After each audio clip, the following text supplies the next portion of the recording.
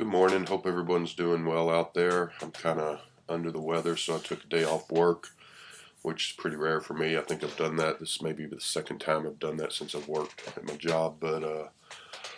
So I'm just kind of drinking NyQuil and hanging around, trying to get feeling better. But uh, Robert Z asked a couple of questions and thought I'd do a video to weigh in on that.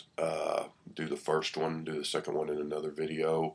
Was actually not going to respond to the first one, not because it's not a good question, it is. I just didn't have much of an answer for it, but I figured since I was doing the second one, I might as well do both of them. And Z asked if you have any sort of, when you go out and buy a stack of records, get some new records and come home with them, if you have any sort of I don't know, procedure or steps or ritual that you go through in particular. The answer to that for me is no. So I guess I could just make a really short video and sign off here. But I guess basically I bring them home and I kind of try to play them. Not necessarily immediately, even though I usually try to play the day I bring them home, depending on what I get. If it's record store day or something, or if I go out and do a big haul, and I come home with 10, 15, whatever albums. Obviously, I don't sit there and listen to all 10 of them that day, but if I just get one or two, I try to listen to them at least once.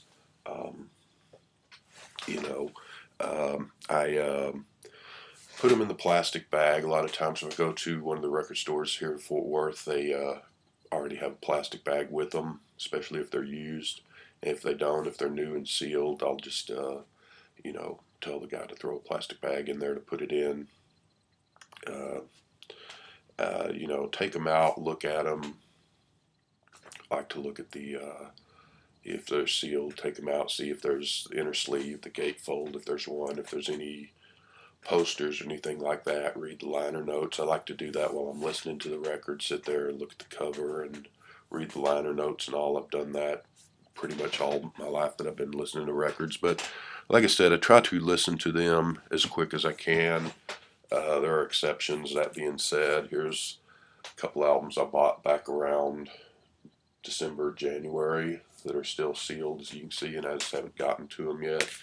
I guess one thing I do is when I get new records, before I file them away in the stacks, I'll put them, the one record I buy or the 5 or the 10 records, whatever I buy, I'll put them, there's a bookshelf here, you can't see, but I'll stack them up there by the bookshelf so that they're there. So that kind of reminds me that, hey, I've got to get to those and listen to them, because I like to listen to them at least once to see what's what, if I like them, and give them a few listens to kind of get the feel for them. I was watching a video that Joe, me and Mr. Mayo just made, and there are some records that I buy that I never bother to open or play. Generally, those are things that I already have, kind of like what he said. If I get say a Beatles album from Europe or Australia or somewhere that has a different cover, or Beatles or whoever, Rolling Stones or something, but it has the same music that's on other albums that I have, so there's no real need to open them. Things like that I'll occasionally buy just to have them because they look kind of neat and I like to have them in my collection.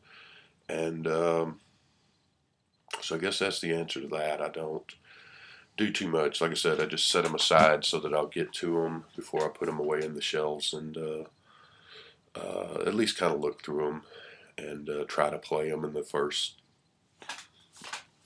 day or first few days. So I don't know how much of an answer that is for you, Robert, but it's a good question, and I've watched some other videos and enjoyed people's responses to this.